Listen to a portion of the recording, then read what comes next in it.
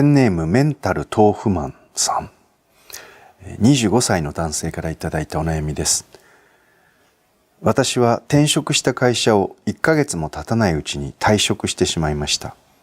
果たしてこの選択は正しいのか今もわかりません。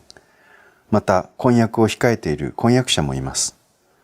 その方とは本当に婚約したいと思っていますが、自信がなく本当にできるのか、もしかしたら失恋するのではないかといった恐怖心と、仕事がうまくいかず毎日一人で余計な考え事もして、結果出社することが怖くなり、周囲の人が怖くなり、うつ病のような症状も出てしまい、退職という逃げ道を選んでしまいました。自分のような本当に弱い人間はどうしたらいいんでしょうか。婚約を控えているパートナーのことや、今後の仕事先もどうしたらいいのでしょうか。覚悟を決めるということが怖いです。わがままであり、放慢な自分が大嫌いです。どうしたらいいのか、わけがわからなくなってしまいました。出家という言葉があります。家出の反対ですね。出る家と書いて出家です。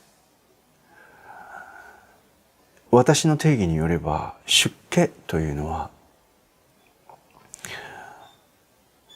どこか山にこもって修行をするということでもなければ、ヒッピーのようにどこにも定住せずに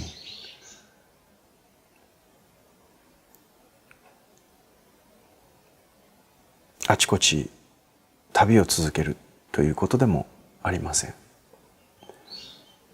どこにいようがどこに行こうが、自分の固定概念や自分の小さな殻、そこから出ないうちは、その固定概念や小さな自分の殻にこもったまま山に行ったり、いろんなところを旅しているだけになるんです。それを出家とは呼びません。出家とは自分の私という思い込みを捨てて出ていくということです。私というものをどんどん捨てていくということです。私というものをどんどん脱いでいくということなんです。メンタル豆腐さんっていうのは言いにくいので MT さんにしますね。で MT さんの問題は何かというと、覚悟を決めないことなんです。覚悟を決める、覚悟が決まるっていうのがかなりですね、いろいろな準備や条件が整ったので覚悟が決まる、覚悟を決められるって思ってらっしゃる方が多いんですけど、逆なんです。覚悟を決めるので、その覚悟が決まったことによって必要な準備とか必要な条件というのを揃ってくるんです。登山を考えたらわかります。近所の裏山に登るぞって決めたら、天気のいい時だったり夏場だったりすればね、 T シャツに短パンとタオルと水筒ぐらいで登れますよ。だけど富士山ってなると夏場でもそうはいかないじゃないですか。富士山登頂するぞっていう覚悟を決めたら、それに向かっての準備は富士山に登るための準備になるんです。エベレストだったらどうですか。エベレストに登るぞってなったら夏場でも全然装備が変わってくるわけです。それから準備のレベルも変わってくるわけです。装備品のレベルも変わってくるわけです。体力も変わってきます。覚悟が決まるからいろんなことが決まっていくんです。さて、処方箋ですけれども、MT さん、まずね、覚悟を決めなさい。今の婚約したいと思っている人がいるだったら、もう結婚するって決めるんです。で、結婚したら当然子供もね、将来できていくかもしれないってことを考えれば、奥さんが妊娠している間、奥さんはやっぱり働くことできませんので、その間もちゃんと家計を支えていくぞということが今度決まってきます。で、確かに結婚をするとかね、就職をするってものすごく覚悟のいることだと思います。けれども、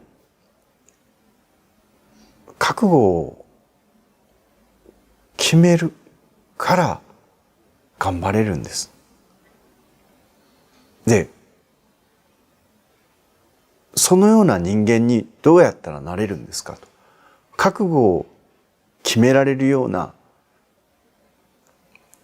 心の強い人間にどうやってなれるんですかって MD さんは言うかもしれませんけれども、違うんですよ。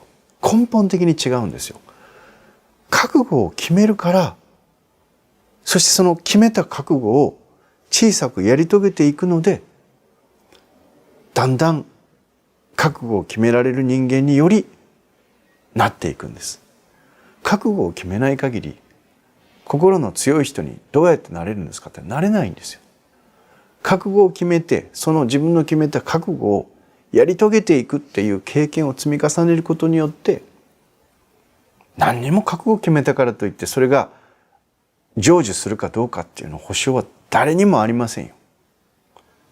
ないんだけれども、そこに向けて自分が覚悟を決めたことについてやり抜いていくので、力がついてくるんです。自信がついてくるんです。ということで、自分みたいなメンタル豆腐、心の弱い者はこれからどうしたらいいんでしょうか。どうしたら強くなるんでしょうか。覚悟を決めてください。振られるかもしれないけれども、彼女にあなたと結婚したいと、結婚するつもりで自分を頑張るんだというその覚悟を宣言してください。彼女のご両親のところに行って正座をして背筋を正して、そして彼女と結婚したいですということを言ってみてください。その時にお父さん突っ込まれるでしょう。あんた仕事はって、ね、それを突っ込ませないために仕事も頑張るんですよ。そこでね、お父さんがいろんなことを突っ込んでくるっていうのはいいことなんです。大事なことなんです。彼女も突っ込んでくるかもしれません。あんたそんなこと言ったって仕事はどうするの？それを突っ込ませないように準備を進めていくんです。まず最初に覚悟を決めるってこと。そこから物事がスタートしてきます。ということで、MT さん、結論です。結論は、覚悟を決めてください。結婚すると決める。ね、それで彼女から振られるかもしれませんけれども、まず結婚すると決める。結婚すると決めたら、じゃあ結婚してからどうやって食べていくのか、子供が生まれたらどうするのか、でその後のことがいろいろ想像されると思いますね。で、できなかったことならどうしようっていうことを考えるんじゃなくて、覚悟を決めて、子供が生まれたらこうするんだと、ね、結婚したらこうするんだと、仕事はどうする、養育費はどうする、でそういうことが今度具体的になってきますね。でそのことに頭を使ってほしいんです。MT さんの頭のエネルギー、体のエネルギーをできなかったらどうしようということに費やすんではなくて、結婚する、子供が生まれる、じゃあ子供を養っていくためにはどうしたらいい、結婚していくためにはどうしたらいいっていう、そっちの方向へ同じエネルギーであればやっぱり使っていかなきゃいけないです。それでね、一度でいいから死ぬ気でやってみる。一度でいいから死ぬ気で頑張ってみるっていうことをどっかでやっぱりやらなきゃいかんです。人生大変です。わかりますよ。でもね、やっぱりね、死ぬ気で頑張ってる人っていうのは誰かが助けてくれるんです。いい加減に生きてる人ってやっぱ助けられないんです。お寺にいるといろんな人たちの人生を見ます。いろんな人たちの生き様、いろんな人たちの死に様を見ます。結論から言うとね、学歴や資産のあるなしではないです。死ぬ気で生きてきた人たちっていうのはね、面白いことにどこかで道がちゃんと開けてくるんです。やっぱり死ぬ気で頑張ってる人を応援する人っていうのが出てくるんです。で、人生っていうのは自分一人で何とかしていかなきゃいけないではなくて、自分がね死ぬ気で頑張っていくことによって助けてくれる人たちっていうのがどんどん自分の身の回りに出てくるってことなんです。これが人生の豊かさであり、人生の面白いところなんです。条件は一個だけです。ルックス、学歴、社会的地位、違います。その人が死に物狂いで生きてるかどうかです。で、やっぱりそれをねちゃんと見逃さないで支えてくれるっていう人たちが必ずいるし、面白いことに世の中の突破口っていうのはそうやって開けてくるんです。ですから覚悟を持つっていうことはそういうことです。死ぬ気でこれをやり通す、死ぬ気でこれをやり通す、何の保証もない人生だからこそ自分がその言葉を吐ける人間、覚悟を持ってそれをやるというそのことを決めて、そのことを小さく成し遂げていく人間が信頼されるんです。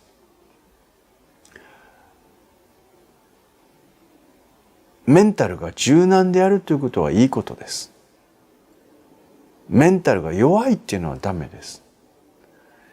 メンタルがガチガチに固まってるっていうのもダメです。私はいつもね、竹のようなしなやかさっていうものを持ちたいと願ってます。メンタル豆腐さんは自分のことをメンタル豆腐って言ってますけど、メンタル竹に変えてください。メンタル豆腐もメンタル竹も頭文字取ったら MT さんです。でもこれからはメンタル豆腐の MT じゃなくてメンタル竹の MT になってください。覚悟を決めること。そして自分の決めた覚悟は死に物狂いでやり通す。そこから開けてくる一歩があるんです。応援してます。頑張ってください。